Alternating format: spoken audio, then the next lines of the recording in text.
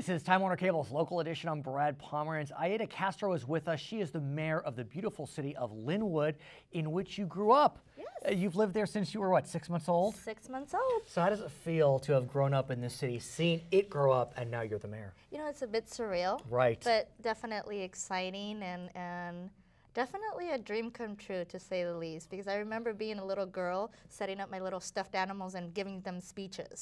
Somehow or another, I knew I was going to be a politician. You're on your way. You're on your way. So Lynwood, like many mid-sized cities, has faced challenges over the last 5-10 years with the economic downturn, with the elimination of redevelopment. Talk to us about how Lynwood is surviving and thriving.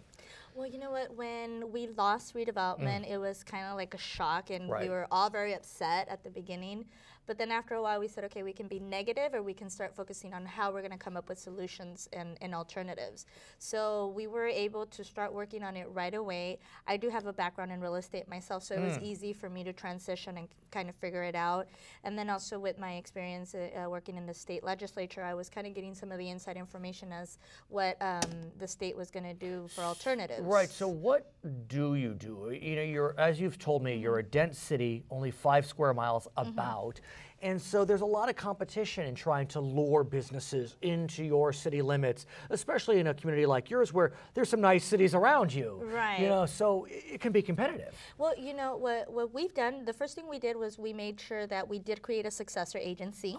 And then we also created our housing authority as well as our parking authority. Now, in terms of the successor agency, were there projects sufficiently in the pipeline that are still moving forward? Actually, all of them. We got them all on the ROPS. That's remarkable. Yes. The state didn't try to take them back. No, because we didn't do what other cities did, which was to try to jam things at the last minute. Right. These were things that were in the works, that were in the pipeline. Our situations are more like, you know, environmental justice issues like Brownsfields, that type of stuff. Sure. So I think they kind of looked at us from a different perspective, and everything is pretty planned out. We're very limited into the amount of land that we have to develop, so everything has been very strategic. Are you fully built out? Almost. I was going to say, you know, at almost 5 square miles, that's, you know, but dense, no doubt. So you talked about housing. What are you doing on the housing front? There does seem to be some focus on at least creating more affordable housing. Is that an element that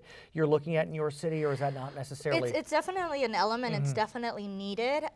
We are focusing a lot on affordable housing for seniors, as well as median income families, not so much the lower income families, because there is some services available to them. Where we saw the gap was in our elderly, as well as our hardworking families.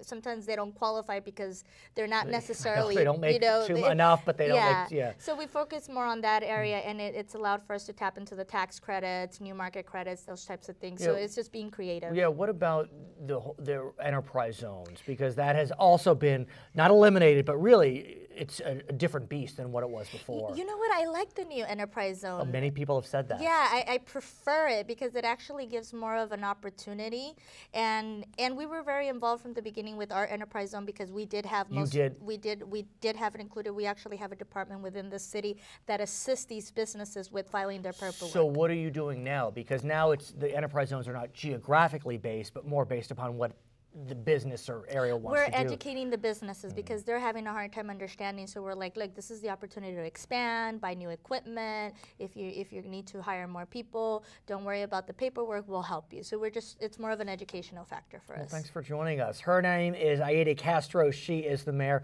of the beautiful city of Lynwood. My name is Brad Pomerance. I want to thank you so much for joining us on Time Warner Cable's local edition.